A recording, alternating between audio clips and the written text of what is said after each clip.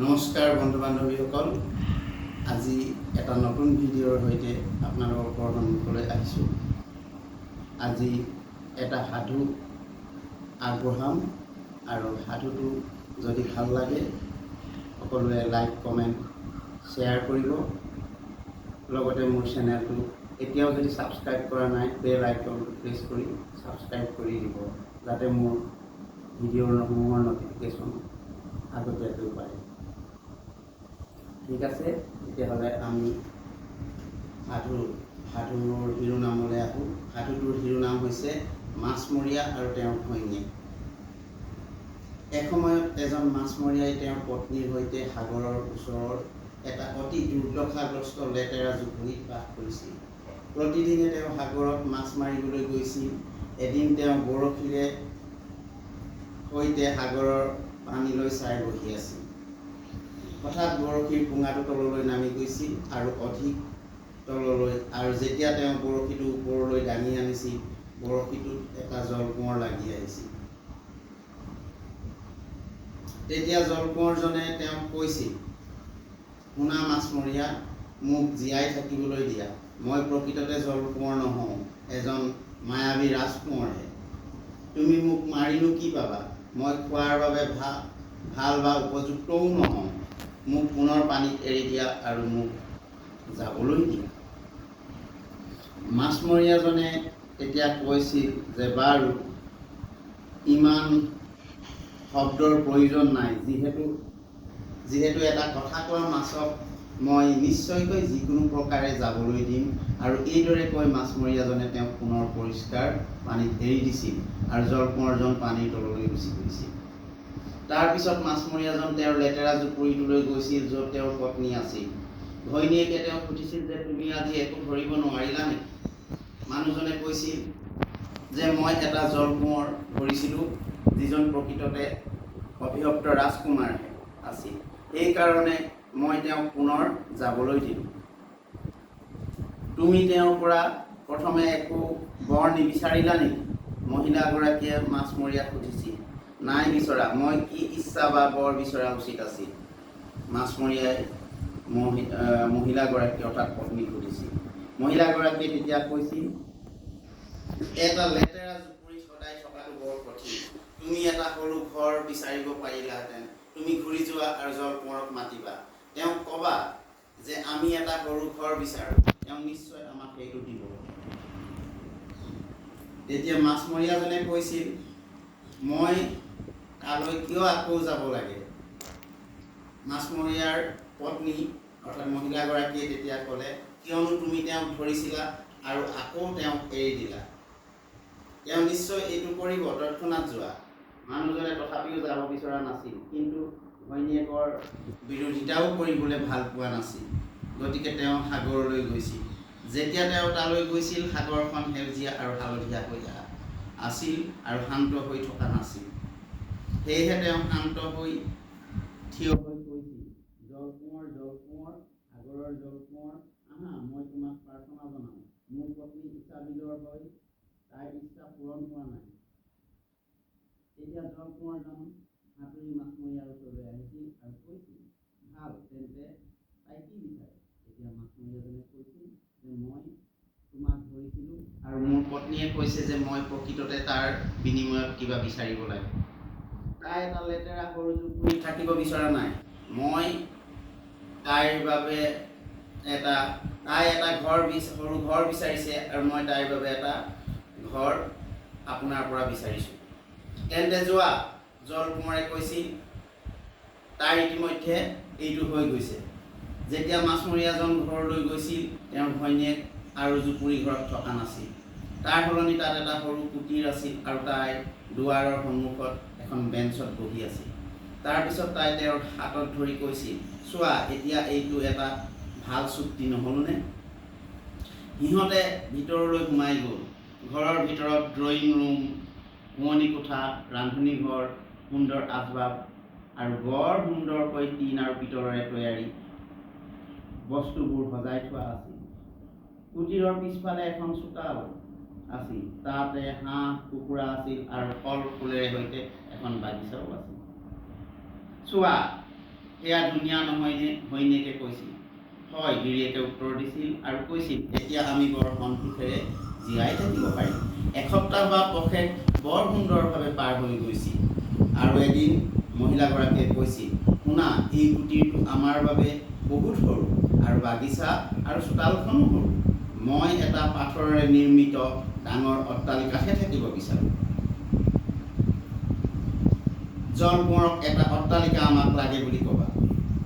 হেৰা মানুহজনে কৈছিল, এই কুটীৰটোৱেই আমাৰ বাবে যথেষ্ট ভাল, কিয়নো আমি এটা অট্টালিকাত থাকিব লাগে। কি মহিলাগৰাকীয়ে কৈছিল, মাত্ৰ তালৈ যোৱা, জলকোঁৱৰে সেয়া কৰিব পাৰে। নহয় মোৰ মৰমৰ পত্নী, মানুহজনে কৈছিল, এই কুটীৰটো জলকোঁৱৰে দিছেহে, মই আকৌ সোনকালে ঘূৰি যাবলৈ নিবিচাৰোঁ। এই কাৰ্যই তেওঁ বৰ খং উঠাবও পাৰে।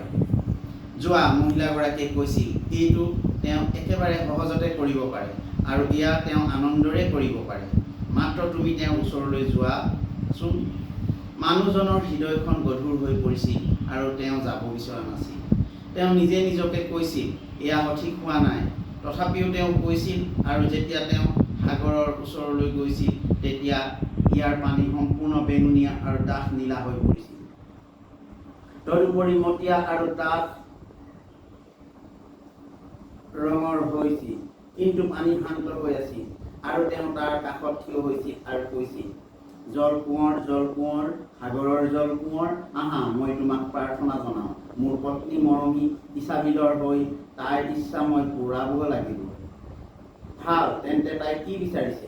জলকোঁৱৰে সুধিছিল। হাই, মানুহজনে ভয়ে ভয়ে কৈছিল, তাই এটা ডাঙৰ অট্টালিকাত থাকিব বিচাৰে। তেন্তে তুমি যোৱা, তাই দুৱাৰৰ সন্মুখত থিয় হৈ আছে, জলকোঁৱৰে কৈছিল। তেতিয়া মানুহজনে নিজৰ ঘৰলৈ বুলি গৈছিল, কিন্তু যেতিয়া তেওঁ তাত গৈ উপস্থিত হ'ল, সেইটো এটা ডাঙৰ শিলেৰে নিৰ্মিত অট্টালিকা আছিল আৰু তেওঁৰ পত্নীয়ে খটখটিত থিয় হৈ আছিল আৰু তাই তেওঁৰ হাতত ধৰিছিল আৰু কৈছিল, সোমাই আহা। সেয়েহে তেওঁ তাইৰ সৈতে সোমাই গৈছিল। আৰু অট্টালিকাটো এটা ডাঙৰ সামূহিক ভৱন হ'ল আছিল। তাত মাৰ্বল লগোৱা হৈছিল, বহুতো লগোৱাই আহল বহল দুৱাৰবোৰৰ ৰক্ষী হিচাপে আছিল। বেৰবোৰ উজ্জ্বল ধুনীয়া দৃশ্যৰে সুশোভিত কৰা আছিল। কোঠাটোৰ টেবুল চকীবিলাক বিশুদ্ধ সোণেৰে তৈয়াৰী আছিল। চিলিংবোৰত ওলমা লাইট বিলাক ওলমি আছিল। প্ৰতিটো কোঠা আৰু শোৱনি কোঠাবোৰতো দলিচা পাৰি থোৱা আছিল। উৎকৃষ্ট খাদ্য আৰু পানীয় সকলোবোৰ টেবুলত সজাই থোৱা আছিল। ঘৰটোৰ পিছফালেও এখন ডাঙৰ চোতাল আছিল, য'ত আছিল ঘোঁৰাশাল আৰু গৰুৰ গোহালি, আৰু আটাইতকৈ শ্ৰেষ্ঠ যান বাহনসমূহ তাত আছিল। তদুপৰি তাত এখন জাকজমকীয়া প্ৰকাণ্ড বাগিচাও আছিল, য'ত আটাইতকৈ ধুনীয়া ফুল আৰু ফলৰ গছ আছিল। এখন উদ্যান আছিল, যিখন প্ৰায় আধা মাইল দীঘল, আৰু তাত হৰিণ, বলগা হৰিণ, শহা ইত্যাদি জন্তুও আছিল। মহিলাগৰাকীয়ে কৈছিল, আহা, সেয়া ধুনীয়া নহয়নে? প্ৰকৃততে হয়, মানুহজনে কৈছিল। এতিয়া এয়ে হওক, আৰু আমি এই সুন্দৰ অট্টালিকাত বাস কৰিম আৰু ইয়াতে আমি সন্তুষ্ট আৰু সুখী হ'ম। আমি এইটো বিবেচনা কৰিম। এইদৰে কৈ দুয়ো শোৱনি কোঠালৈ গ'ল।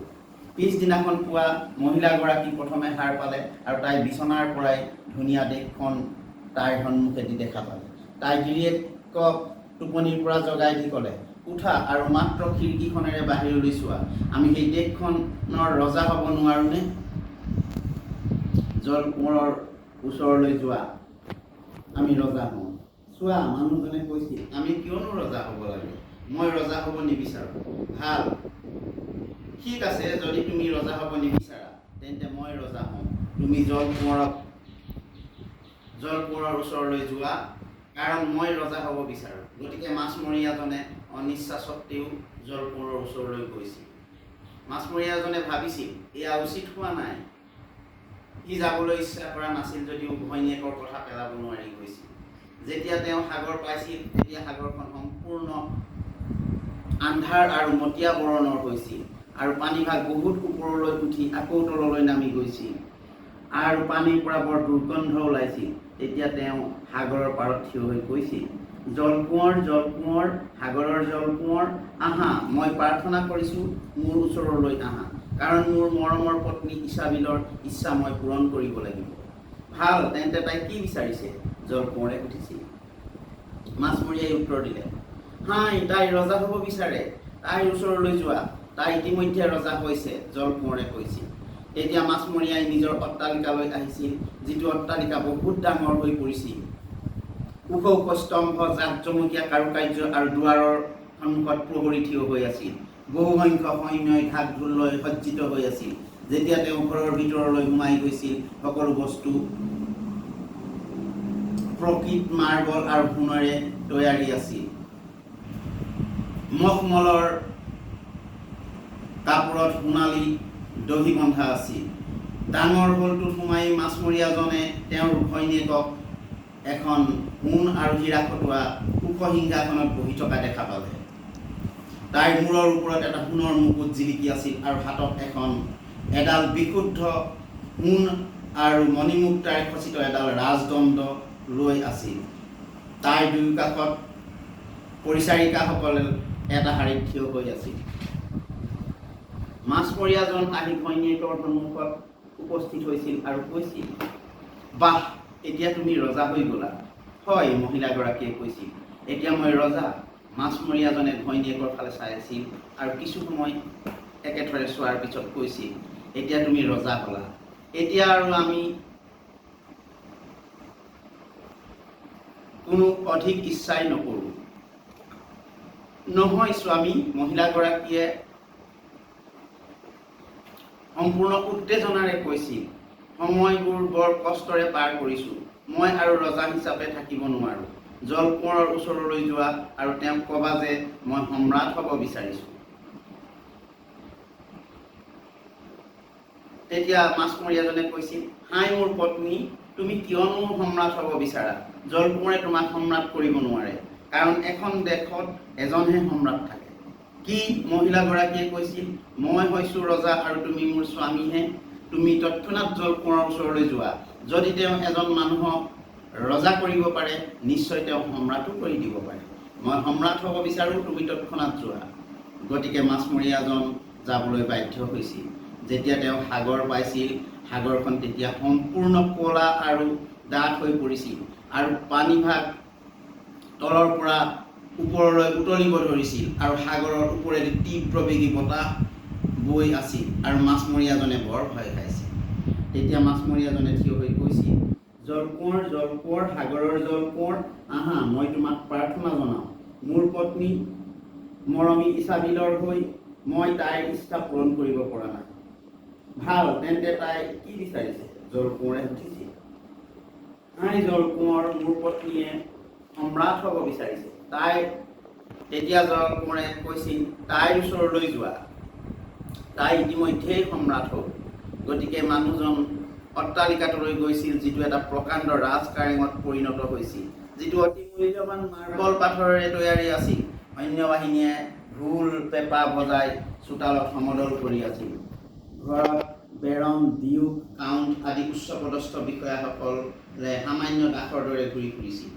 মাছমৰীয়াজনৰ বাবে সিহঁতে দুৱাৰখন খুলি দিছিল, যিখন বিশুদ্ধ সোণেৰে নিৰ্মিত আছিল। তেওঁ ভিতৰলৈ সোমাই নিজৰ পত্নী এখন ওখ সিংহাসনত বহি থকা দেখা পালে, যিখন সোণেৰে নিৰ্মিত আছিল। তাইৰ এখন হাতত আছিল ৰাজদণ্ড আৰু আনখন হাতত আছিল সাম্ৰাজ্যৰ প্ৰতীকস্বৰূপ এটা সোণৰ গোলক। ৰক্ষী বা প্ৰহৰীবিলাক দুটা শাৰীত বিভক্ত হৈ আছিল আৰু সিহঁতৰ সন্মুখত বহুসংখ্যক ৰাজকোঁৱৰ আৰু ডিউক থিয় হৈ আছিল। তেতিয়া মাছমৰীয়াজন সিহঁতৰ সৈতে থিয় হৈ কৈছিল, পত্নী, এতিয়া তুমি সম্ৰাট হৈ গলা। হয়, তাই কৈছিল, এতিয়া মই এজন সম্ৰাট। তেতিয়া তেওঁ থিয় হৈছিল আৰু তাইক খুব ভালকৈ চাইছিল। এইদৰে কিছু সময় চোৱাৰ পিছত তেওঁ কৈছিল, হে মোৰ পত্নী, তুমি সন্তুষ্ট হোৱা আৰু এতিয়া তুমি সম্ৰাট। স্বামী, তাই কৈছিল, তুমি কিয় তাত থিয় হৈ আছা? এতিয়া মই সম্ৰাট, কিন্তু মই পূব হ'ব বিচাৰোঁ। তুমি জলকোঁৱৰৰ ওচৰলৈ যোৱা। হাই মোৰ পত্নী, মানুহজনে কৈছিল, তুমিনো কি হ'বলৈ ইচ্ছা নকৰা? তুমি পূব হ'ব নোৱাৰা। খ্ৰীষ্টান সাম্ৰাজ্যত এজনেই মাত্ৰ পূব থাকে। জলকোঁৱৰে তোমাক পূব কৰিব নোৱাৰে। স্বামী, তাই কৈছিল, মই পূব হ'ব বিচাৰোঁ। তৎক্ষণাৎ তুমি জলকোঁৱৰৰ ওচৰলৈ যোৱা। মই আজিয়েই পূব হ'ব লাগিব। নহয়, মোৰ পত্নী মাছমৰীয়াজনে কৈছিল, মই তেওঁক এই অনুৰোধ কৰিব নোৱাৰোঁ, কাৰণ তেওঁ সেয়া নকৰে। জলকোঁৱৰে তোমাক পূব কৰিব নোৱাৰে। স্বামী, তাই কৈছিল, যদি তেওঁ এজন মানুহক সম্ৰাট কৰিব পাৰে, তেওঁ নিশ্চয় কোনো মানুহক পূব কৰিবও পাৰে।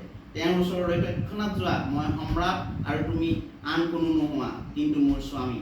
তুমি তৎক্ষণাৎ যাবানে? তেতিয়া তেওঁ বৰ ভয় কৰিছিল আৰু গৈছিল, কিন্তু তেওঁ বৰ হেতা পৰিছিল আৰু ঠক ঠককৈ কঁপিছিল।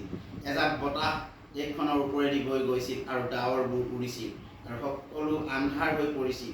গছৰ পৰা পাতবোৰ সৰি সৰি পৰিছিল আৰু পানীভাগ ওপৰলৈ উঠিছিল আৰু গৰ্জন কৰিছিল যেনিবা উতলিহে আছে আৰু সাগৰৰ পাৰলৈকে ধুৱাইছিল। দূৰৈৰ পৰাই মাছমৰীয়াজনে জাহাজবিলাক দেখিছিল, যিবোৰ সাগৰৰ পাৰলৈ আহিব ধৰিছিল। সেইবোৰ সাগৰীয় ঢৌত তল ওপৰ কৰি আহি আছিল।